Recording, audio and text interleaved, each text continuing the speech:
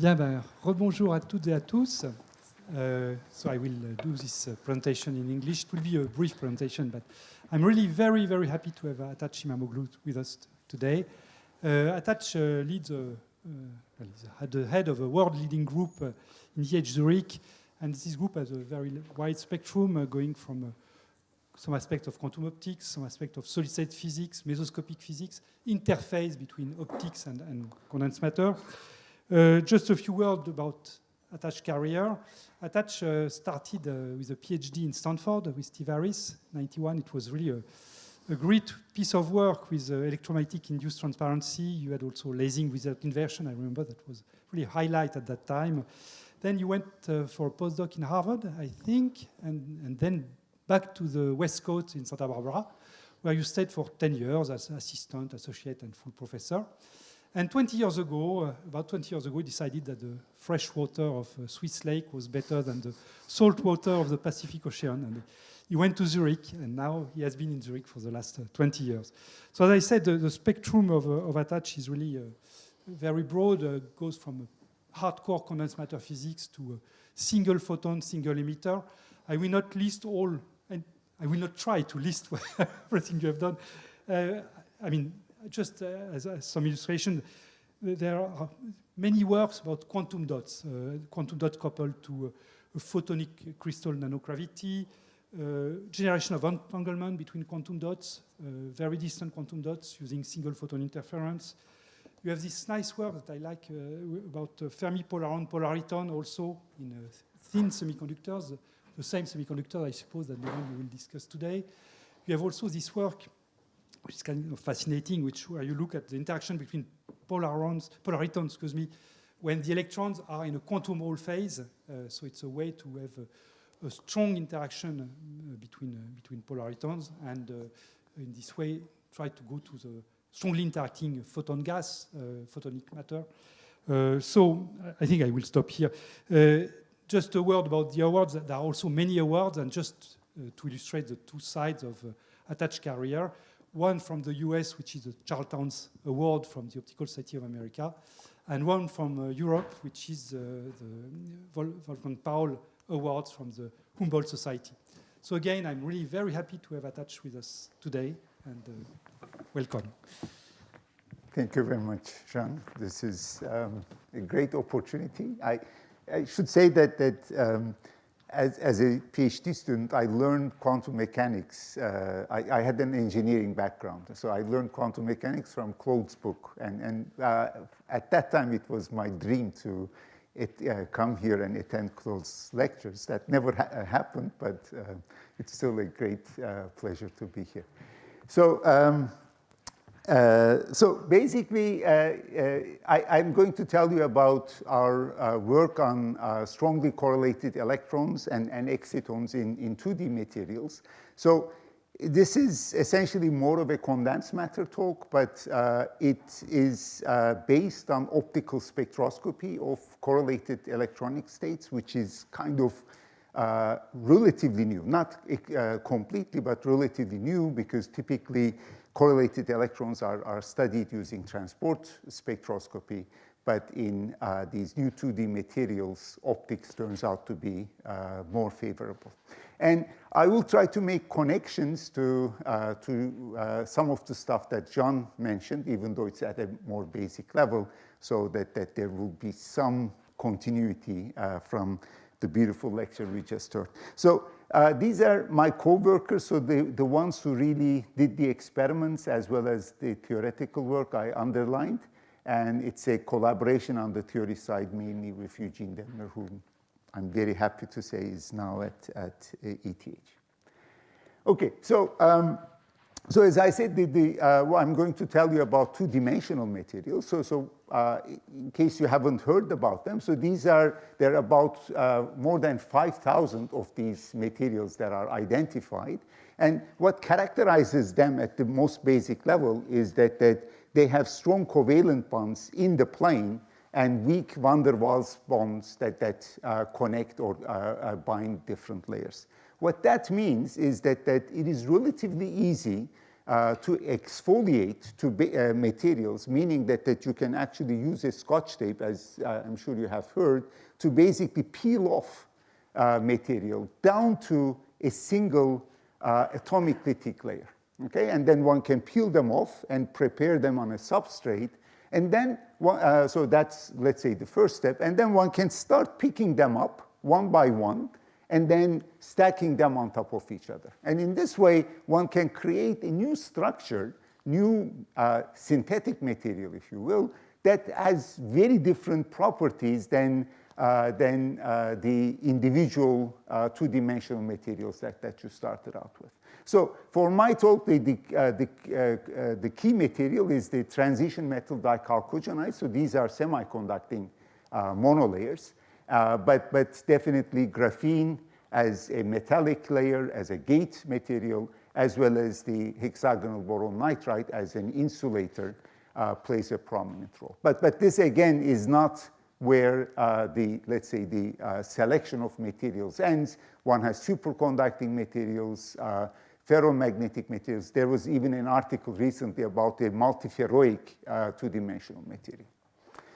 So basically, what is nice about this system, or one of the aspects that is nice, is that as compared to more traditional semiconductors, the dielectric screening is reduced dramatically. So even when one embeds the material in an insulator like HBN, the dielectric constant is reduced by a factor of 3.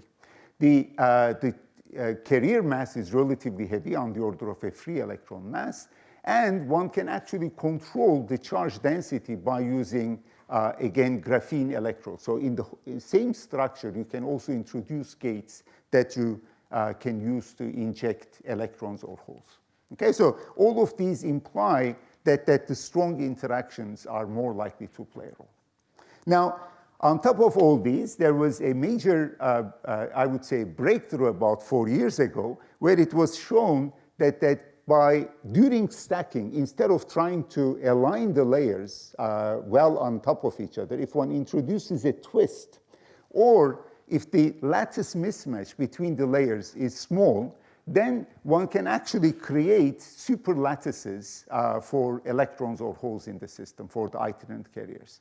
And these superlattices exhibit flat bands which quench kinetic energy, even in the absence of magnetic field, and lead to the strongly correlated states. So I like to say that this is this research is really about making synthetic correlated materials with new functionality, and as such, it lies somewhere in between cold atom quantum simulators, where the toolbox and control is much better or much larger, but one simulates a functionality, and versus quantum materials, where one has real potentially useful functionality, but very limited control. So the system that I'm going to tell you about, it lies somewhere in between these two limits. So, so as I said, the big breakthrough in this field came up in 2018 by Pablo Jarillo at MIT and his co-workers, where they showed, following up on Alan McDonald's predictions from earlier, that if they take two monolayers of graphene and then stack them at a so-called magic angle of 1.1 degree, they can start out with Dirac electrons, with this linear dispersion, and go to a regime where the Fermi velocity that determines the slope of these bands goes to 0. And in that limit, or around that limit, what they obtain is a flat band isolated from strongly dispersing bands in the material. And since they can control the electron density, they can either electron or hole dope this flat band, and what they saw, or what they obtained, was a phase diagram that looked a lot like the cuprates, at least qualitatively. So basically, there are sort of mode states, correlated insulating states that are separated by superconducting domes. There is strange metal behavior, et cetera, et cetera. And then sort of a large number of research activity followed up, and there is now established that the actual bands, the fourfold or eightfold degenerate bands, actually are Chern bands, and one can actually see quantum anomalous Hall effect in this system. That is, the time reversal symmetry could be spontaneously broken, leading to a Hall conductance. And this is the sketch from Eva Andrei that shows the idea that you start out with this honeycomb lattice. If the second layer is twisted, then I cannot see it from here so well, but from your angle, you should see that there is a pattern, the superlattice pattern developing on length scales that are almost 2 orders of magnitude larger than the atomic length scales, but also about 2 orders of magnitude smaller than, say, the optical length scales, or optical wavelength length scales. Okay, so now, this was, the field really started out with twisted bilayer graphene, but it was realized that actually if one starts out and uses 2 semiconducting layers, transition metal dichalcogenides, then there are some clear advantages. The first one is that one does not need a magic angle. So in the case of graphene, unless this alignment is between 1.2 and 1 degrees or so, then the nice narrow band is lost, so the kinetic energy cannot really be considered to be quenched. Whereas in transition metal dichalcogenides, one can even use the angle as a tuning parameter to change the lattice size. Okay, and for any angle, you do get flat bands, so this is the good aspect. The difficulties is that making good electrical contacts to make transport measurements is still a big challenge, particularly at low densities, and also the strain or the material quality is still not nowhere at the level of graphene. So particularly the first difficulty actually gives us an opportunity to basically explore this system using optical spectroscopy, which also addresses the spatial inhomogeneity, because if you have a 10-micron device where the inhomogeneity is set in, the transport signatures could be kind of muddied up, whereas with optical spectroscopy, one can address a half a micron size spot where one can go and look for actually good spots where the inhomogeneities are small, and then study the physics one is after. So over the last, in this case, 2 years or so, there has been several experiments in twisted bilayers of transition metal dichalcogenides. So these are the tungsten, diselenite, disulfide. This has been the pioneering work from the groups at Cornell and Berkeley. And there is also, one can simply take the same material and twist it. That is the work from Columbia. And the system that we worked on, that I'm going to tell you about, is actually a homobilayer, but where we introduce a monolayer of HBN in between.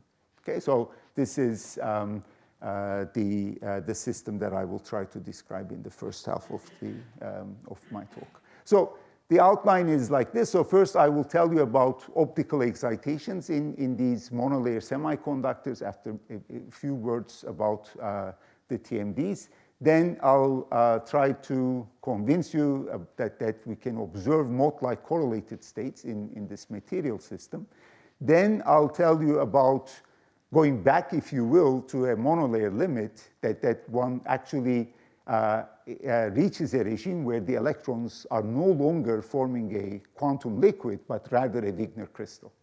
And in the last part, which would, if time permits, would connect maybe more to the concepts that we have already heard from Jean, where I will tell you about Feshbach resonances in exciton electron scattering.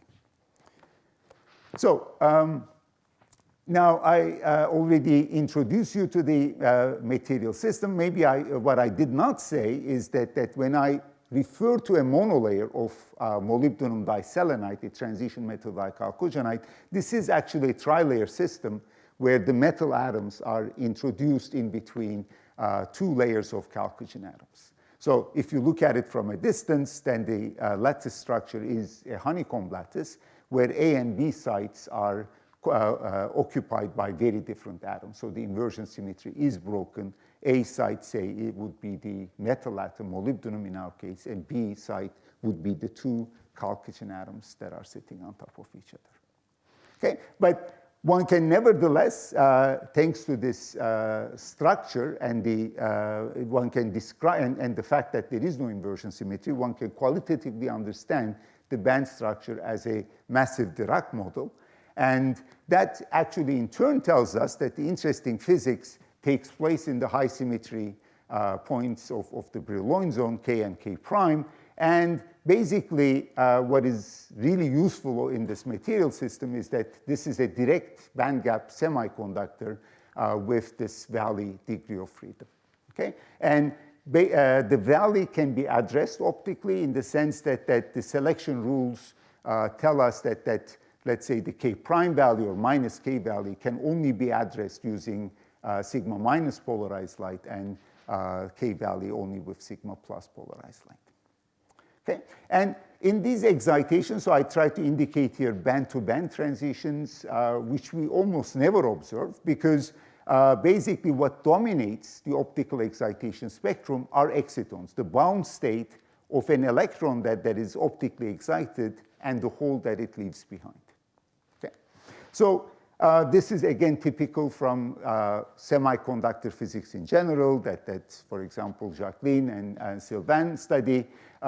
What is different in this system is that the binding energy, there is a quantitative difference, if you will, that the binding energy is more than an order of magnitude larger. So basically for the molybdenum diselenite, we have about 230 millielectron volts with HP, and without it's about 500 millielectron volts. And the Bohr radius is on the order of 1.1 nanometer. So it's a very tightly bound exciton.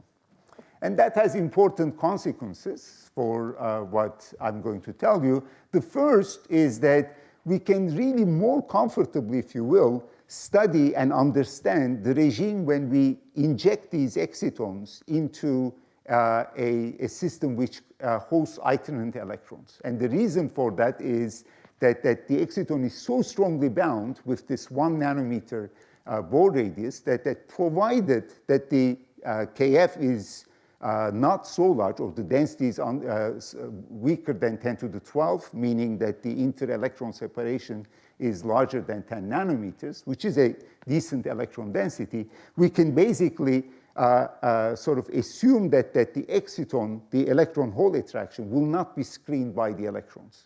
And therefore, we can treat these interactions as an effective interaction between a quantum impurity and a bosonic object and the electrons in the material system. So it's a lot like the atom-atom discussions is scattering that Jean talked about. There, of course, this doesn't even come up because the atoms have a size of 1 angstrom, whereas these distances are hundreds of nanometers. Okay, but here maybe we're not as comfortable in terms of the length scales, but there's still at least an order of magnitude, if not more. And then the second maybe optical consequence is that the radiative decay of excitons is being proportional to 1 over the Bohr radius square is very fast, is on the order of picoseconds. Okay, so this has both positive and negative aspects. And the first, let's say, a positive aspect is that even if we have some disorder in the system, the radiative decay is so fast that in a good sample meaning like 50% of the samples that we make and 50% of the area that we can use, basically the line width of the exciton is essentially between 50 to 80% dominated by the radiative decay. Okay, so disorder and dephasing might be there, might be as big as what we have in gallium arsenide, but the radiative decay is so fast that it dominates. And one consequence of that is that if we shine light on the system, it would reflect a very sizable fraction of it. So we have measured these reflection coefficients, and we find that routinely we get more than 50% specular reflection. And the best result I have seen is from the group at Harvard, where they measured 85% reflection. So in that sense, this is an atomically thin mirror.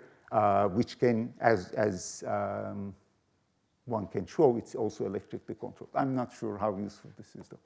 Okay, so the other point is that when we consider the spectroscopic signatures, we have to take into account the thicknesses of the surrounding material, because basically when we look at reflection from a material, so like this mirror experiment, this mirror, it's a good mirror only at the excitonic resonance, and as we tune our frequency of the radiation, we'll have reflection both from the excitons, from this two-dimensional material, but also other dielectric interfaces. And these can interfere, leading to this phonotype line shapes. So only if we make sure that this background reflection is negligible, then we will get a very strong reflection signal at the exciton resonance. And the best we see now is a reflection contrast of 40 with respect to background. So this can really dominate over everything else. We can actually do photon correlation measurements directly on the reflected light.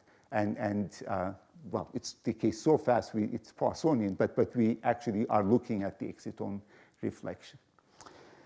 Okay, so now how does things look in practice? So this is basically a rough sketch of the material. So there is a monolayer of, in our case, molybdenum diselenide, but this could be any material, surrounded by boron nitride, and then a top and bottom gate for controlling the charge density. So for a certain gate voltage range, that in this case for the top gate, it's between 0 and about -2. So the structure is devoid of carriers, and then if you take a line cut, so this is the color-coded reflection plot, then we see that we have a nice narrow exciton resonance, and in this case, as advertised, there is a relatively significant background reflection that results in this dispersive line shape. Now, as we move and increase the gate voltage, we start injecting carriers, and then when there are carriers, then we see that the spectrum changes dramatically. So in addition to a blue shift of the exciton, we see that there is a new resonance that picks up oscillator strength as we increase the density. Okay? And this actually we understand as the attractive and repulsive polaron branches. So this is where I thought that maybe I say a few more words and try to connect to what you have heard from Jean. So basically we can think of what's happening in this regime where we have, what did I do here? No, this is not. Where we have electrons.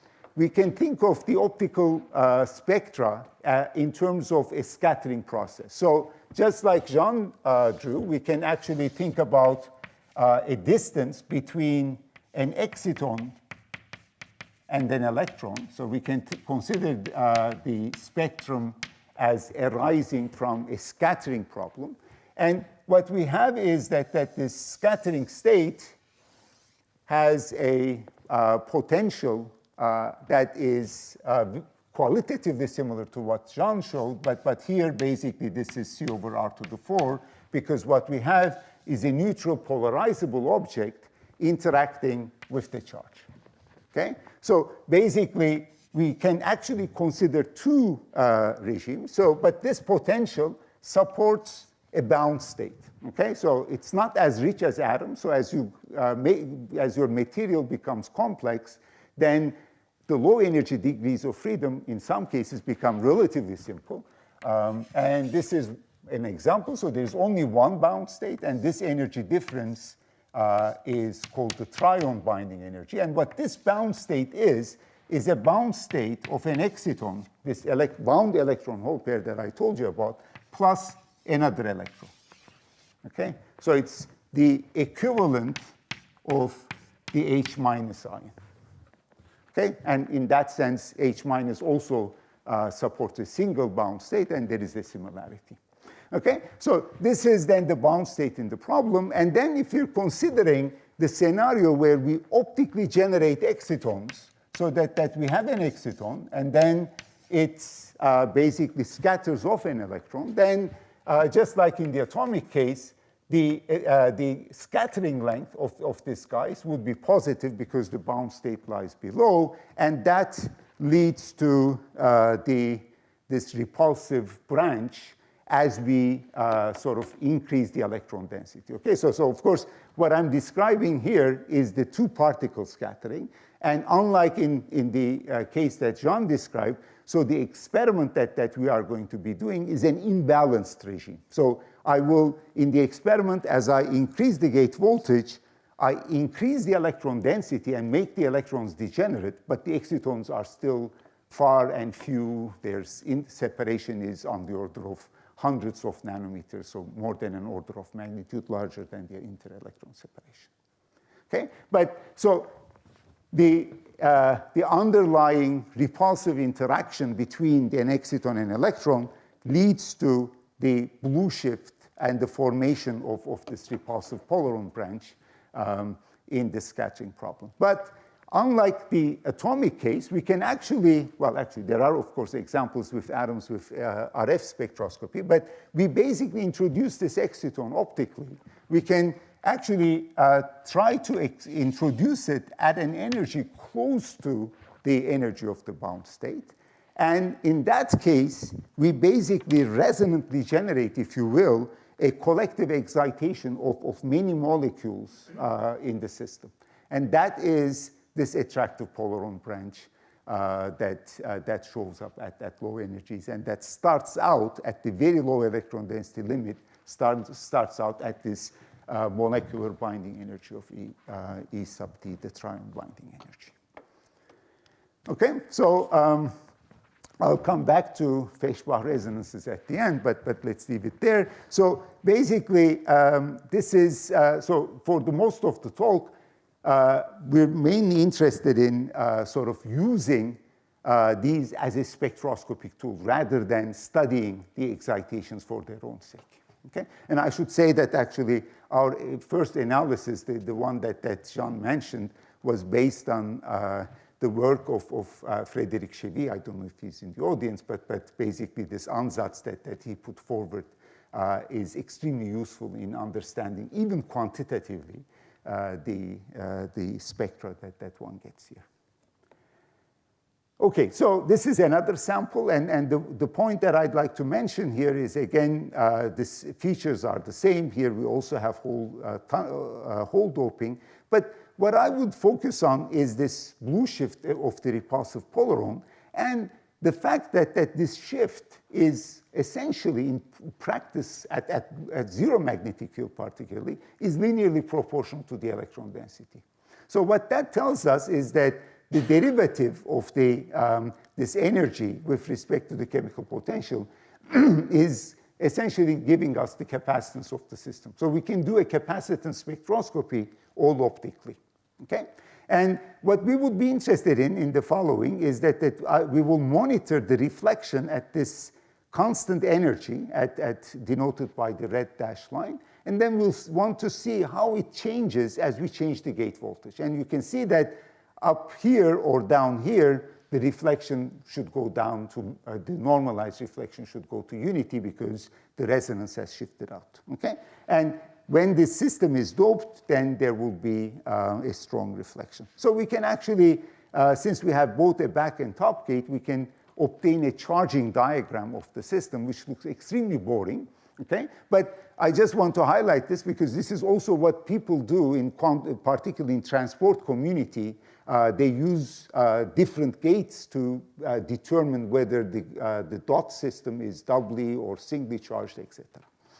Okay, but so we can do more, and we can do more, and that is something interesting when we go to a bilayer system, the system that I told you we studied. So it's this homo bilayer with this small twist angle of about 1 degree. Okay, so there is this moire potential, but let's keep away from this. So what is really important here with these two layers, sandwiched between the two gates, is that we can control the two gates to not either change the total density or the electric field between the two systems. And changing the electric field means that we can tune the single particle energy upper or lower using this electric field. So for example, in this case, the finite electric field means that the top layer has lower energy, and therefore when we inject electrons, we would expect them to go to the top layer.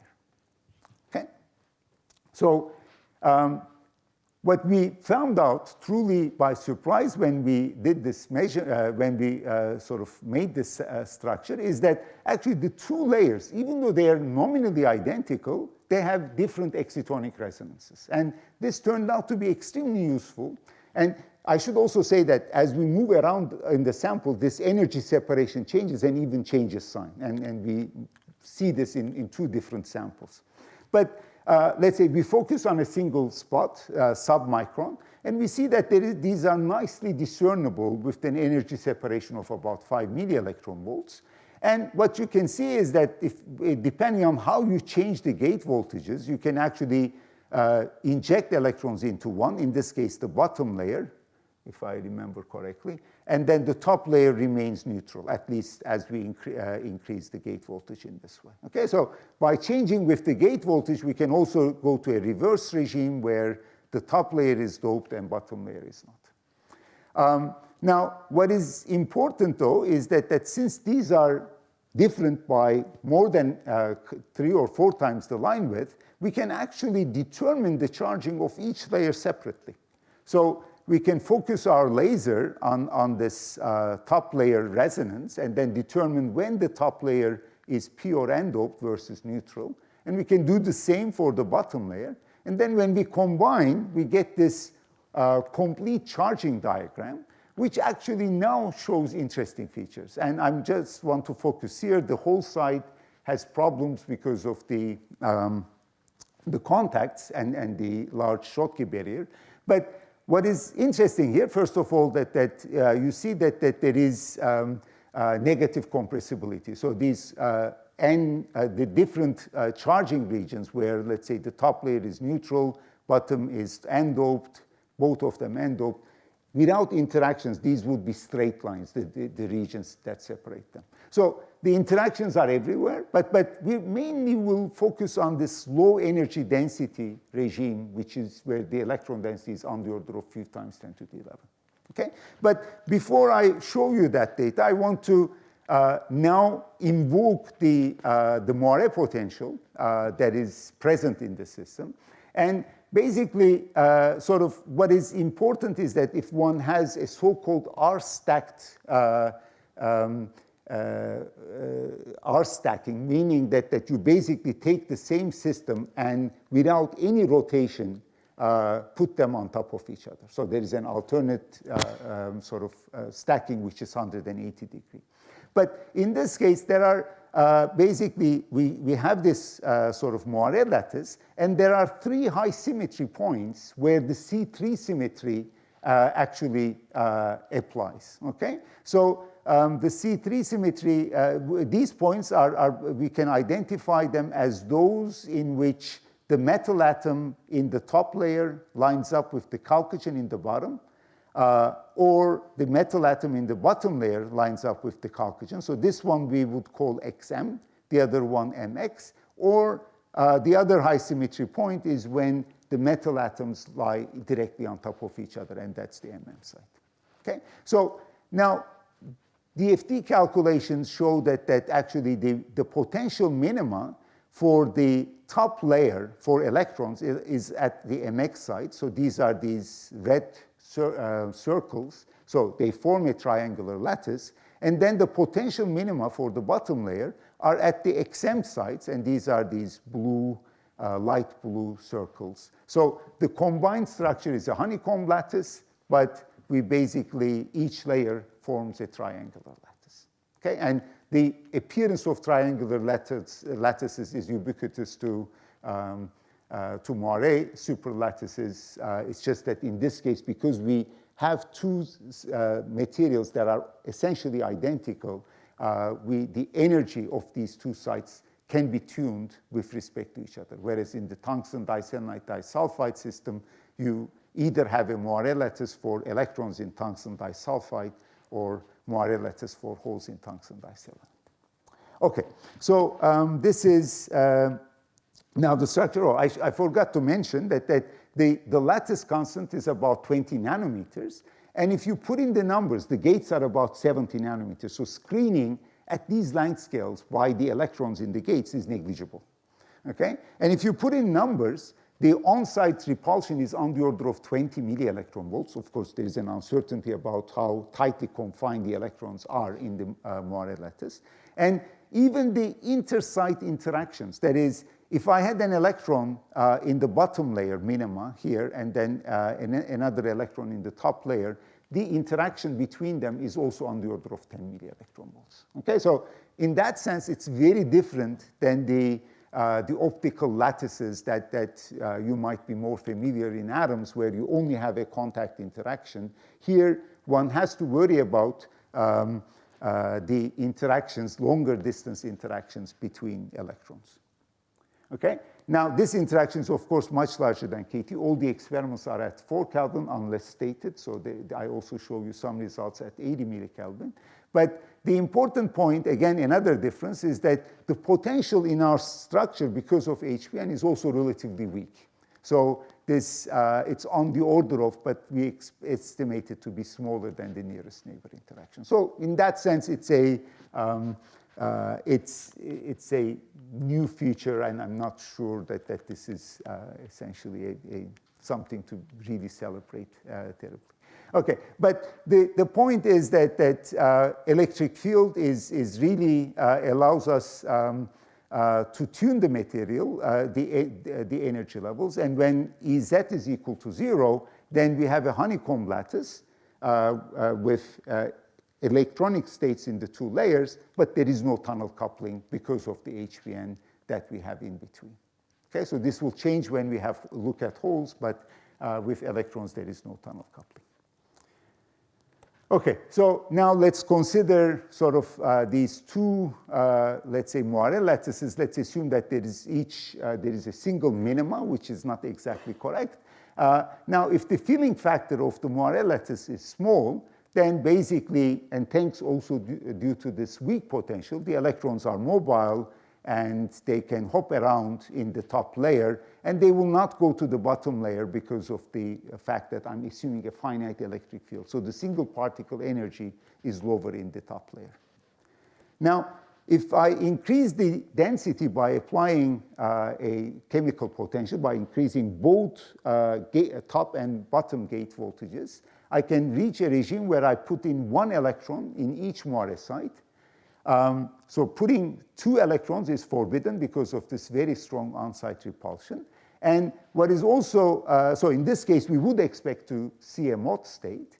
But the Mott state is stabilized actually by the fact that tunneling to the bottom layer is also forbidden. Even if Ez is epsilon, even if it is very small, the fact that the electron that tunnels to the bottom layer has to displace and go to a different site makes it energetically unfavored to do so. And it doesn't, I mean, tunneling here doesn't have to be direct tunneling here. We can also think about electrons coming, sort of venturing through the contacts to make it to the bottom layer. But you see that in this case, if we create a Mott state, then it will be stable and it will basically not have any amplitude in the bottom layer. Even if there is a similar, almost equal energy state where all electrons are in the bottom layer, because that, again, as Ez, the electric field goes to 0, that is a state with the same energy. But any configuration where you have a finite number of electrons in different layers would not be energetically favored.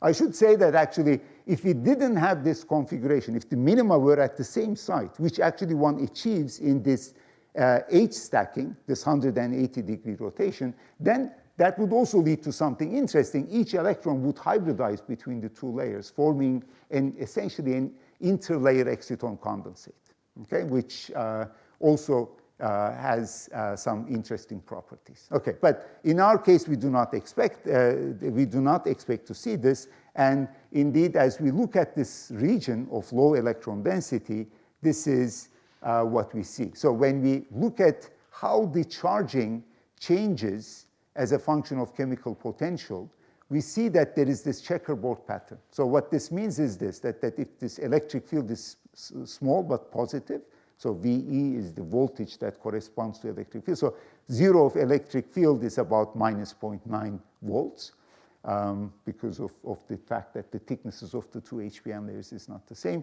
So what we see is that first we charge the top layer, and then after we inject electrons that corresponds to unity filling, we start putting electrons in the bottom layer, back to the top layer, etc. And if we go to slightly negative electric fields, the checkerboard pattern reverses sign. One first fills the electrons in the bottom layer, then the top layer, etc.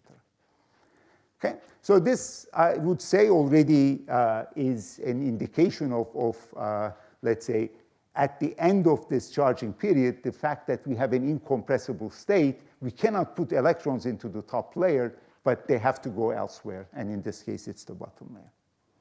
But I'll come to this. So what I want to show here is this really remarkable feature that if I take now a line cut at unity filling, change the electric field, what I find is that the exciton energy, so what I'm plotting here is the exciton energy. So here the electrons, in this case, I believe it's the bottom layer, but I'm not sure. So it's the bottom layer is free of electrons. This is the exciton energy. Here, the bottom layer has this 2 times 10 to the 11 electrons, so it sees this repulsive polaron energy shift. And the transition between the two is very abrupt. Actually, we saw that this change takes place with 7 millivolts, which corresponds to an interlayer single particle energy difference of 20 microeV, which is 20 times less than kT.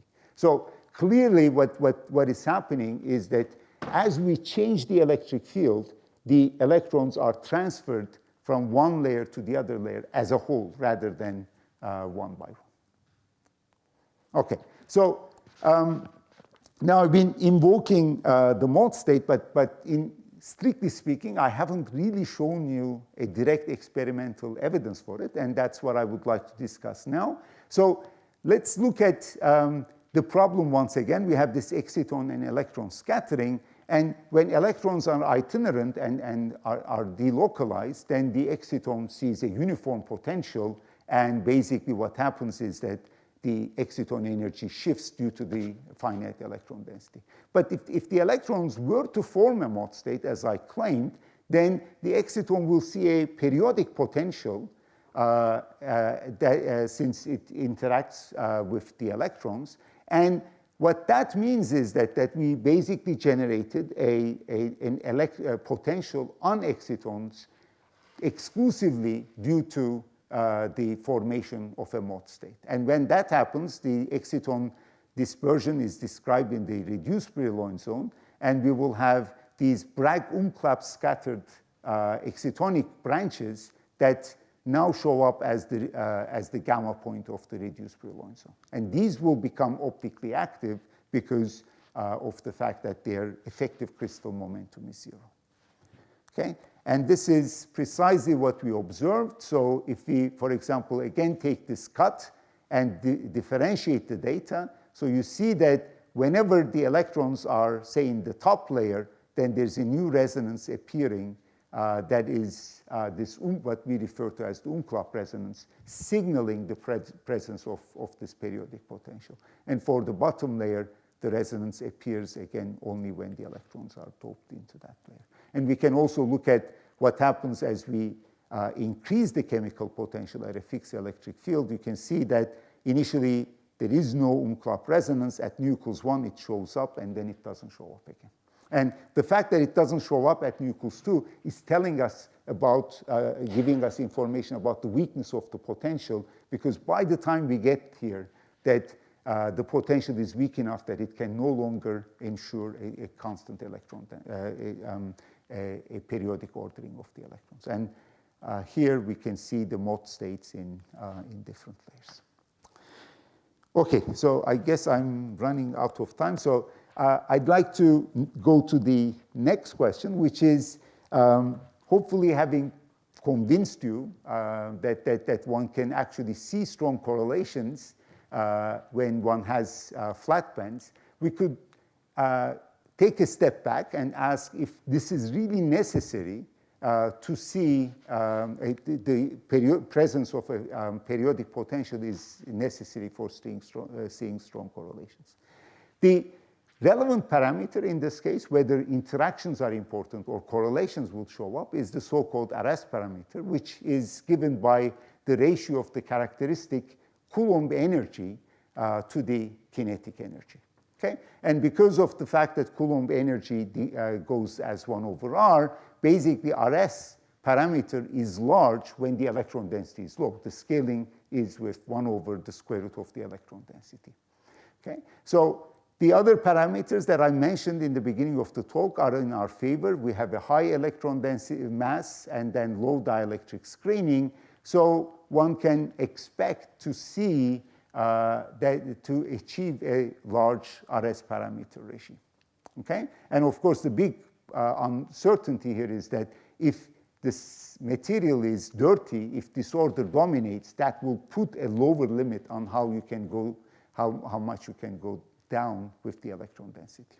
Okay, so if RS is small, say at higher electron density, then quantum Monte Carlo tells us that the electrons should form a Fermi liquid, and this is the regime that I assumed in my analysis and used in my formulation of the problem.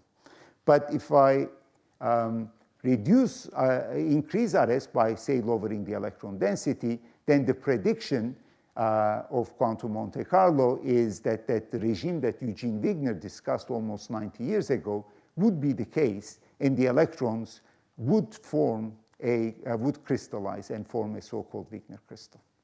Okay, so the question is whether we can actually reach this regime. So in gallium arsenide, this is essentially out of reach for electrons. For aluminum arsenide, there has been very recent claims that similar large values of RS can be reached. But what we want to address is the case with the 2D materials. And if we put in numbers that at 10 to the 11, with the dielectric screening, we get that RS should be of order or exceeding 40. So we are in the right regime.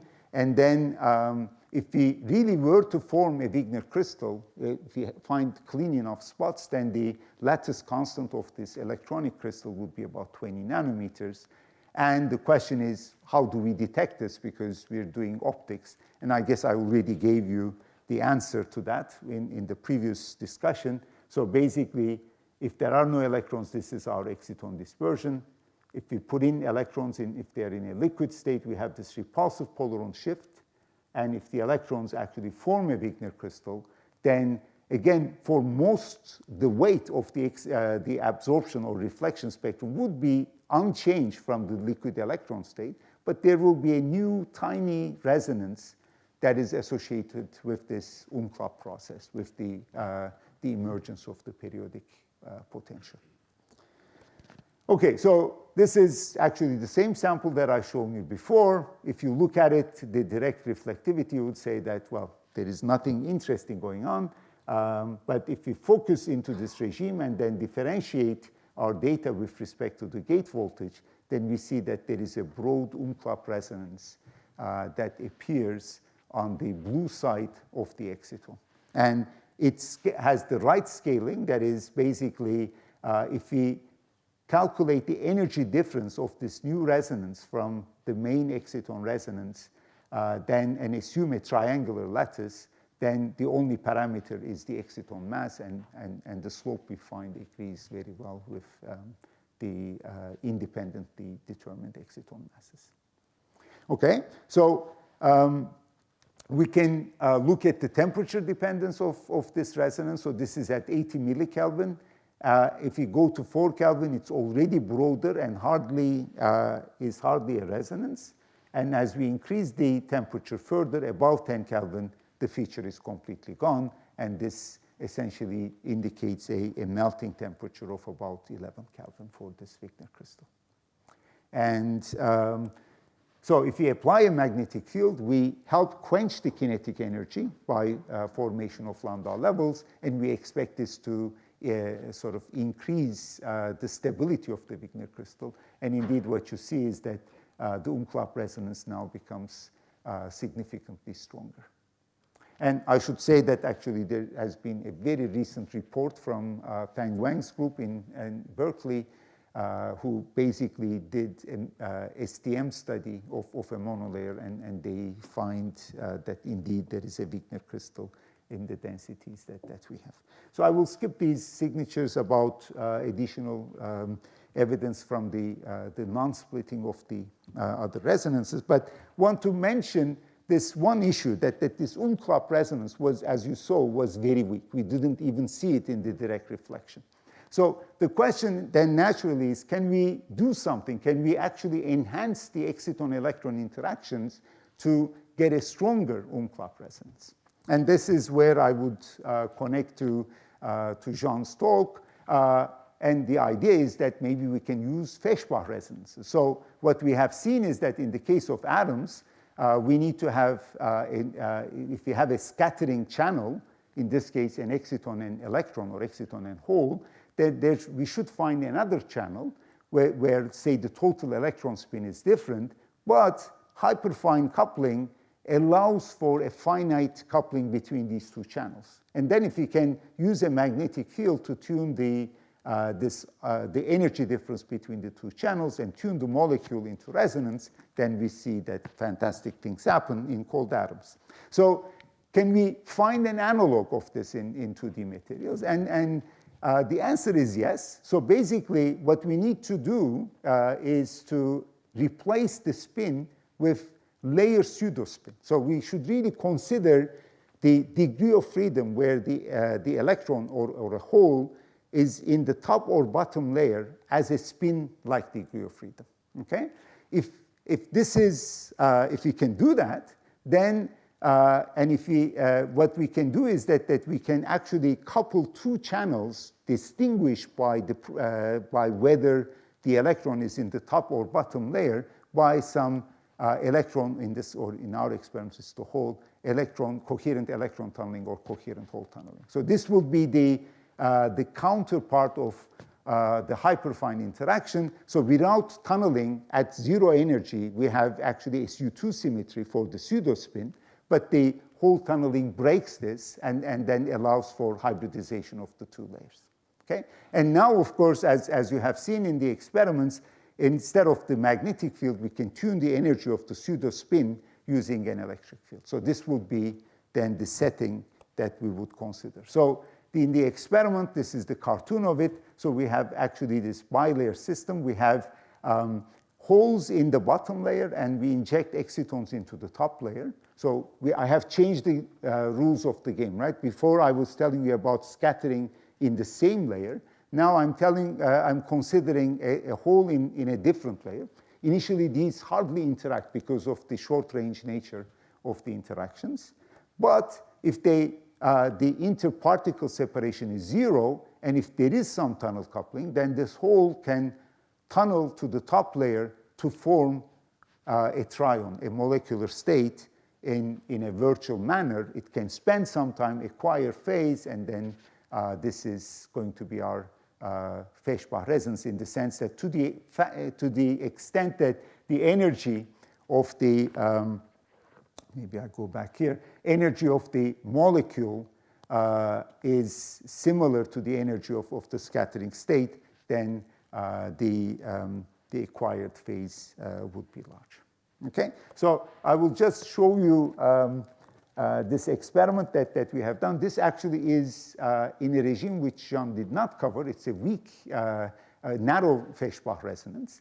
And what you can see is well, barely see in this case, that there is, as we change the electric field and tune the energy of the closed channel down, again, the closed channel energy is still higher, but basically the molecular energy we're tuning into resonance with the open channel, and you see the hybridization-like signature and let's say the oscillator strength on this lower energy branch is increasing with the electron density. We should really think of this as the attractive polaron associated with the Feshbach molecule or Feshbach resonance, And I also forgot to say that since this is a truly two-dimensional system, basically, as we tune the system into resonance, we always have a bound state in the open channel, right? So basically, of course, as we tune the energy far out, the line broadening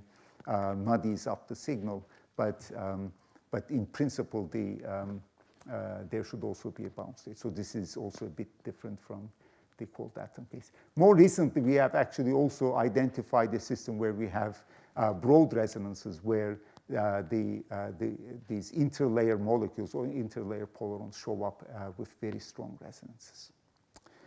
Okay, so I'm essentially out of time, so I'd like to conclude by saying where we can go in this system. So this is kind of a wish list. So basically, if we consider a bilayer system where the potential is also strong, where we can really quench the electrons, electronic, let's say, motional degrees of freedom, then we can study spin physics in the Mott insulator regime, or potentially even in the Mott-Wigner state, where we have fractional filling of the lattice. This is possible, again, due to the long-range nature of the interactions.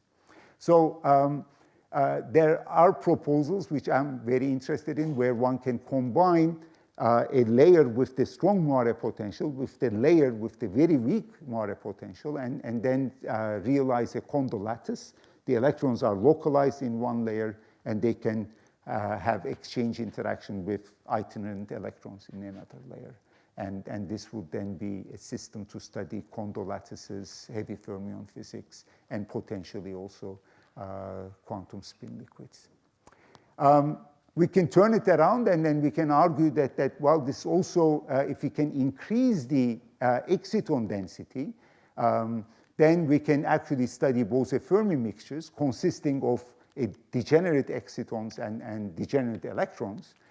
Doing this in the optical regime is difficult because of the heating that we introduce, but it is possible to have ground state excitons or very low energy interlayer excitons, which again will be strong enough bound that we can treat them as robust objects that will then interact with electrons. And there, getting to the high density regime, degenerate regime, is in principle possible. And so what we haven't done so far, so I told you about Wigner crystal, but we haven't done our homework in the sense that the really interesting question here is what happens in between. That can we really go from, in this two-dimensional system, from a quantum liquid to a Wigner crystal? If not, what are the phases that lie in between? And then another dream would be to see if one can get all optical repulsion-based superconductivity in these bilayer systems. Okay, so there I will stop. Thank you.